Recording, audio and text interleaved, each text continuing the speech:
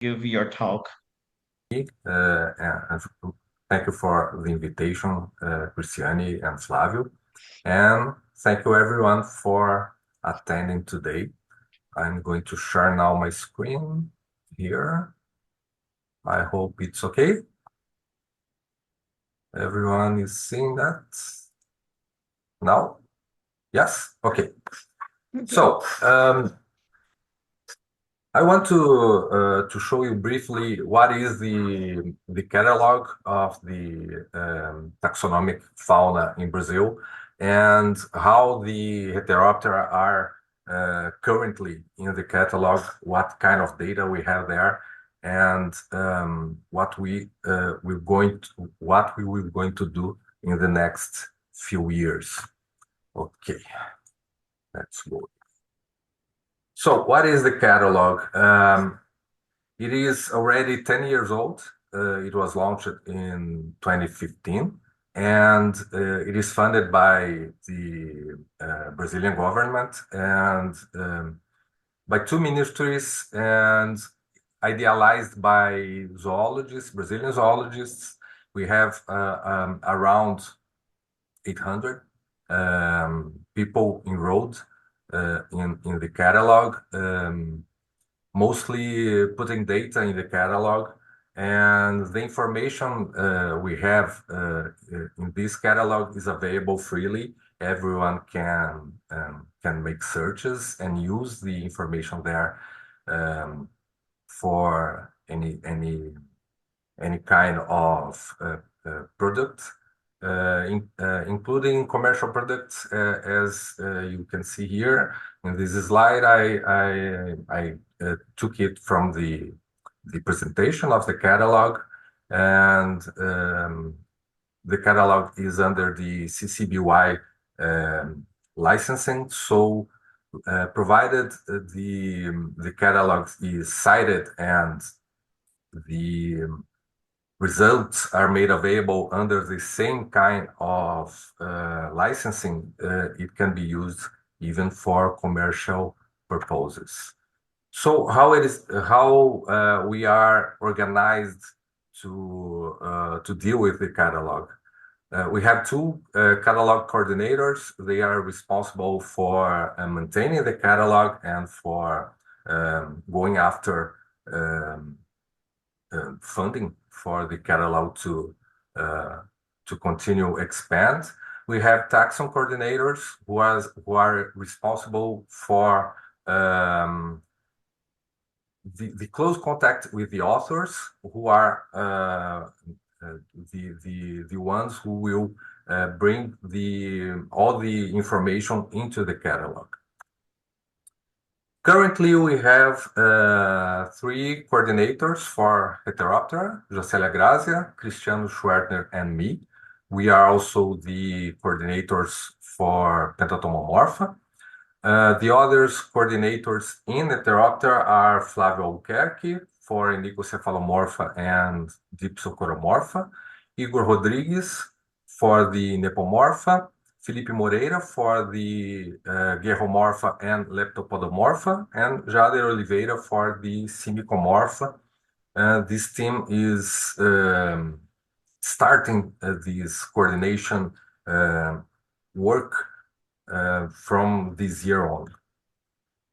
You can access the catalog through this link, and alternatively from using this QR code, you can access the catalog, and what will you see is something like this when you get in.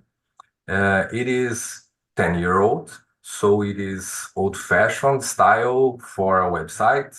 But it is pretty functional, I think. You will get in the Portuguese version of the catalog, but I circled in red at the upper right corner the option for getting into the English version of the catalog. So based on this version, I will present the next slides to you.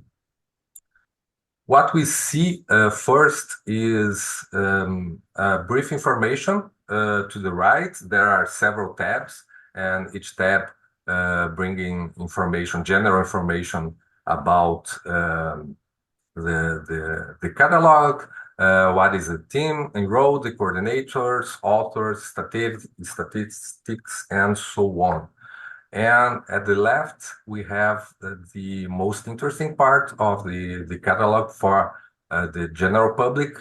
That is the public search, where you can choose between several options. There are fields here to be filled or chosen, and you can use only one field or each combination of fields to make searches of the in the catalog about the taxa registered in Brazil of animals. Two examples. We can search, for example, for all taxa occurring in the north region of Brazil. So we can choose only this option in the drop-down menu, and a result like this will show up.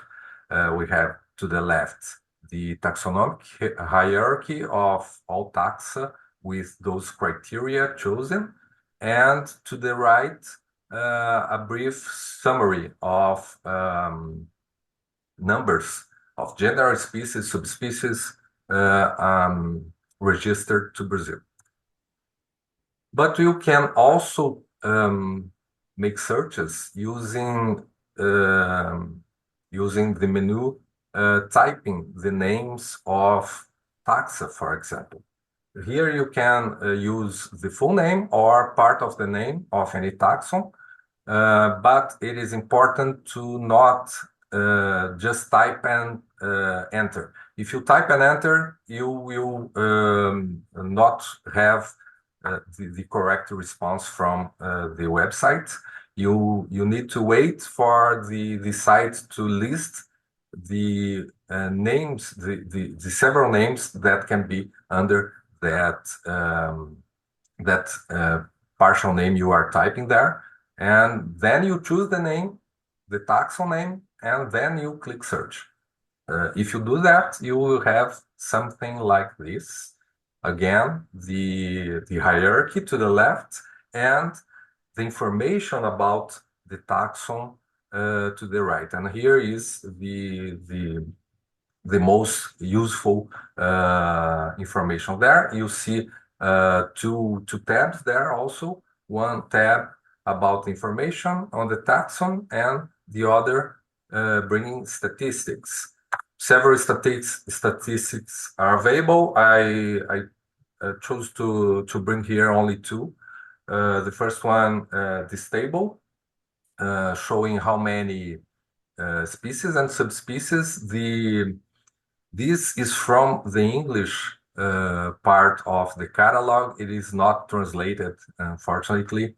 And well, there are the taxa, the total number of species and subspecies, including valid names and synonyms they are in the other columns here.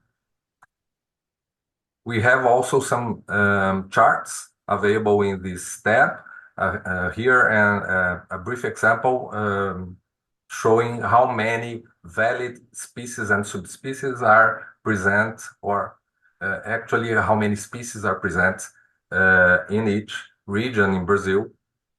And well, these are only two examples of the kind of statistic you can have from this search.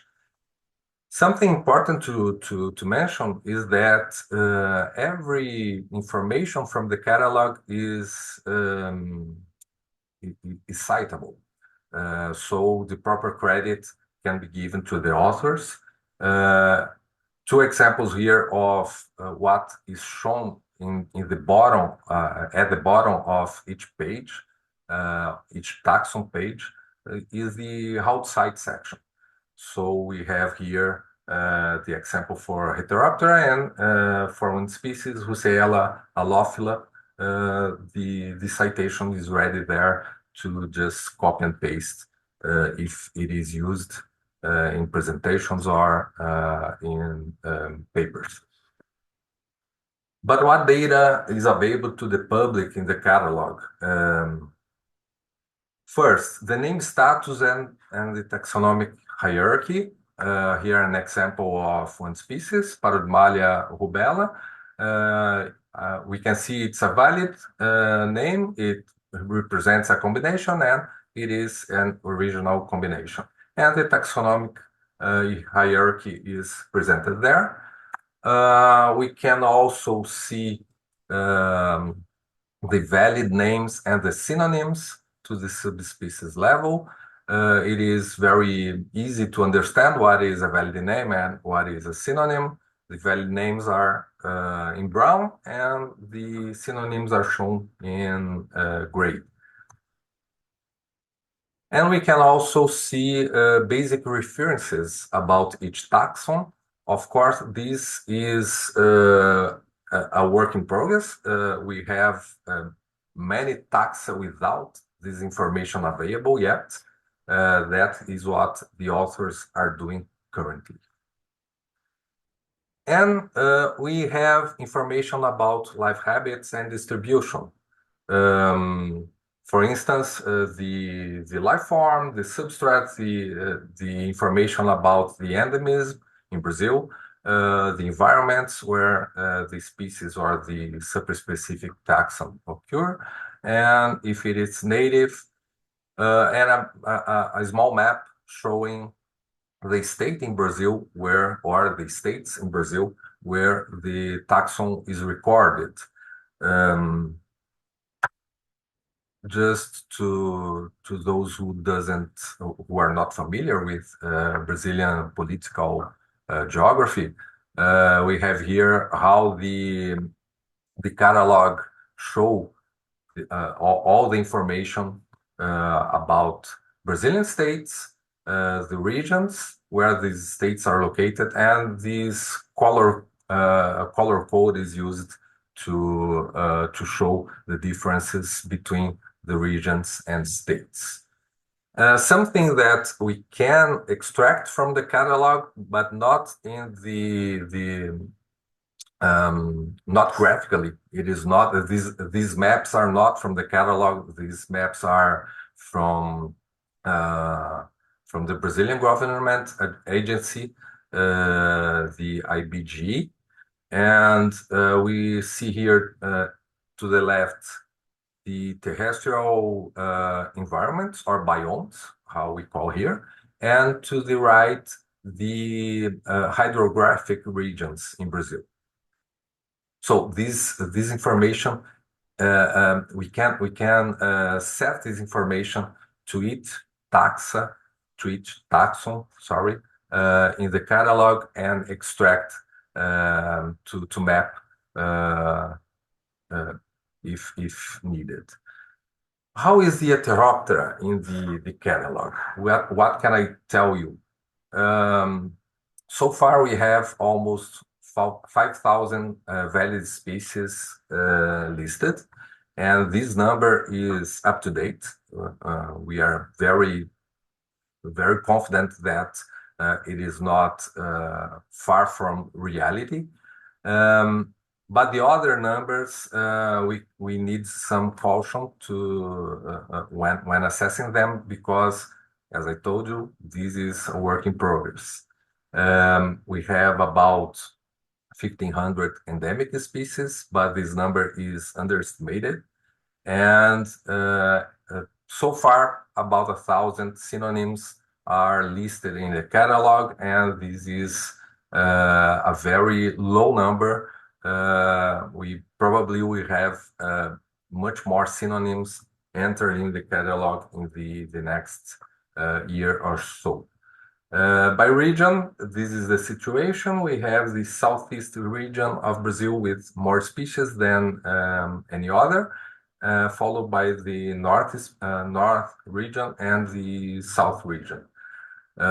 It is surely biased because the southeast region is the most populous region, and so much of we know about the Heteroptera come from collection efforts in this region.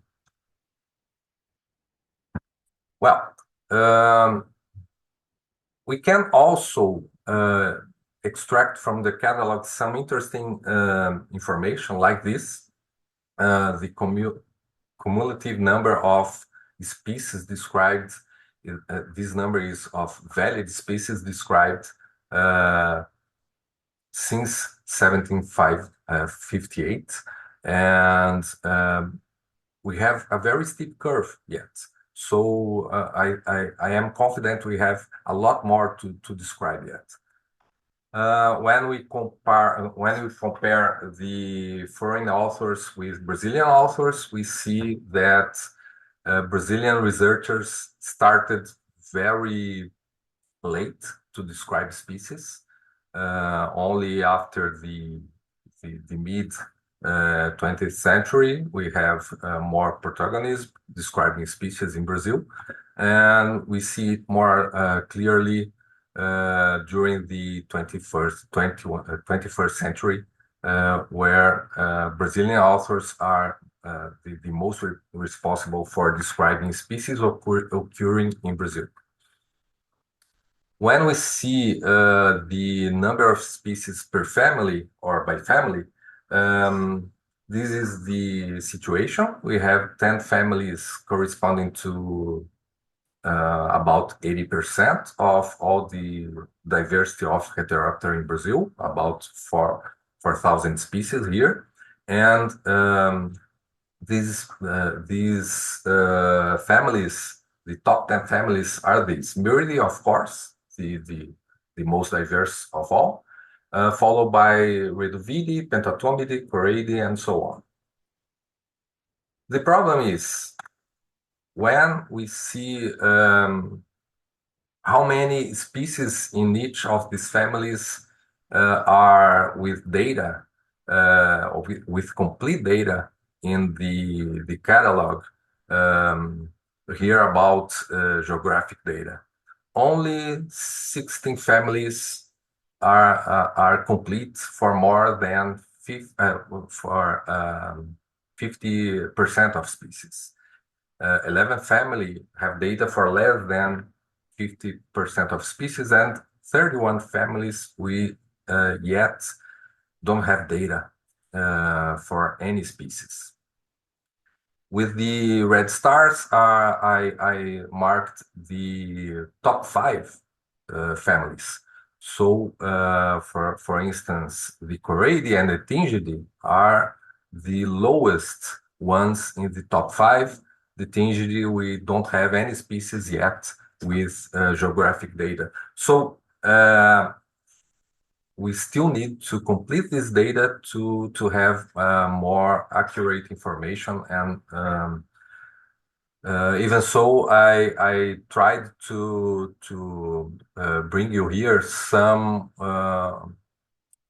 geographic data that we can extract from these few groups.